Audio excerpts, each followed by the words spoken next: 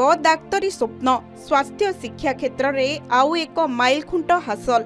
समग्र ओडिशावासींको पई खुशीर खबर। राज्य सरकार स्वास्थ्य क्षेत्र में आउ एक पाद आगको बढ़ाइछन्ति।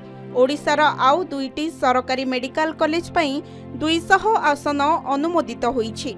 जातीय मेडिकल कमिशन एही मंजूरी देइछन्ति।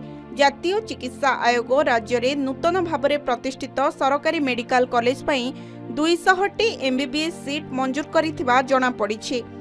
मुख्यमंत्री कार्यालय द्वारा सूचना जारी करा जाइछि।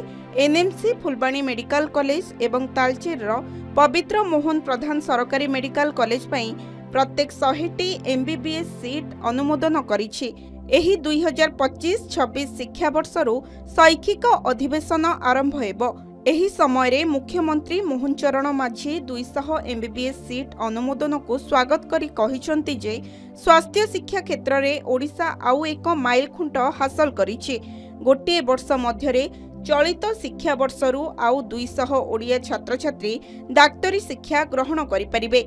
मुख्यमंत्री तांको अभिज्ञता को ग्रहण करी दुईटी नूतन मेडिकल कॉलेज पई 200 एमबीबीएस सीट अनुमोदन करिथिबारु ओडिशावासींको पक्षरु प्रधानमंत्री नरेंद्र मोदी एवं केंद्र स्वास्थ्य और परिवार कल्याण मंत्री जेपी नड्डा को धन्यवाद जणाइथिले।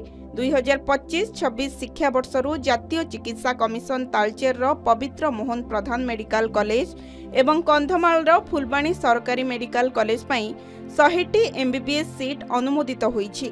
एमबीबीएस सीट बढ़िबा नेई प्रधानमंत्री नरेंद्र मोदी, केंद्र स्वास्थ्य मंत्री जेपी नड्डा, केंद्र मंत्री धर्मेंद्र प्रधान और मुख्यमंत्री मोहन माझी को धन्यवाद जणाइछन्ति स्वास्थ्य मंत्री मुकेश महालिंग।